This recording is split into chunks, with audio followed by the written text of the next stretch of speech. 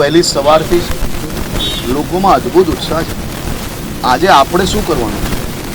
આજે આપણે સૌ લોકોએ આપણા ભવિષ્ય ઉજ્જવલ કરવા માટે આપણો હક સંપૂર્ણ ઉપયોગ કરવાનો છે.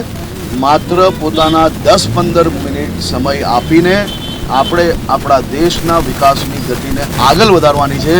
મારી સૌ ગુજરાતીઓને વિનંતી છે, ગુજરાતના સૌ નાગરિકોને વિનંતી છે, બે હાથ જોડીને વિનંતી કરું છું કે આજે મતદાનનો ઉપયોગ જરૂરથી કરજો, વધુમાં વધુ મતદાન કરજો. આપણે ગુજરાતના નાગરિકો એ જાગૃત નાગરિક છે, એનું અવશ્ય આજે સૌ લોકો આગળ વધારશો અને મને વિશ્વાસ છે કે વધુમાં વધુ મતદાન આજે થશે. હર્ષભાઈ, જે ઓડિયો ક્લિપ વાયરલ થઈ છે એમાં કોનો ઉલ્લેખ છે, શું વાત કરવામાં આવી છે? એ ઓડિયો ક્લિપ આપ સૌની ન્યૂઝ ચેનલોના માધ્યમથી જ મને બી સાંભળવા મળી છે. એમાં ખાસ કરીને જે ન્યૂઝ ચેનલનું કેવું છે એ પ્રકારે કોઈક મૌલવી અને કોઈ કોંગ્રેસના નેતાની વાતચીત થઈ રહી છે અને એમાં ખાસ વર્ણન કરવામાં આવે છે કે कांग्रेस के असलम भाई से बात हुई है, वकील की व्यवस्था करके जामीन की व्यवस्था हो. આ ખૂબ દુઃખનો વિષય છે.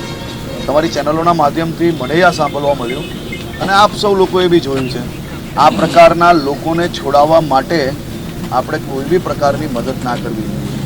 રાજનીતિના તો અનેક અવસરો પ્રાપ્ત થશે, રાજનીતિની ટીકા ટિપ્પણીઓ ચાલતી જ રહેશે, પણ રાજનીતિમાં નાના મોટા વોટ મેળવવા માટે આવા લોકોને મદદ કરીને આપણા જ દેશના યુવાનોને, ભૂલકાઓને જે મદરેસાના માધ્યમથી એની અંદર દેશ માટે નફરત ફેલાવતા હતા, ભારતીય જનતા પાર્ટી માટે નફરત ફેલાવતા હતા, આતંકવાદ તરફ એ લોકોને કઈ રીતે પ્રેરિત કરાય તે પ્રયત્ન કરતા હતા, એવા લોકોને છોડાવવા ના જોઈએ. હું કોઈ બી પ્રકારની રાજનીતિ આજે નથી કરવા માંગતો, પરંતુ મારું એ 100% માનવું છે કે કોંગ્રેસ અને કોંગ્રેસના નેતાઓને ખાસ કરીને વિનંતી છે, આપણે રાજનીતિના અનેક અવસરો મળશે, પરંતુ દેશહિત અને રાજ્યની સુરક્ષાના વિષયોની અંદર આપણે આ પ્રકારનું કાર્ય ના કરવું જોઈએ. બે હાથ જોડીને હું વિનંતી કરું છું.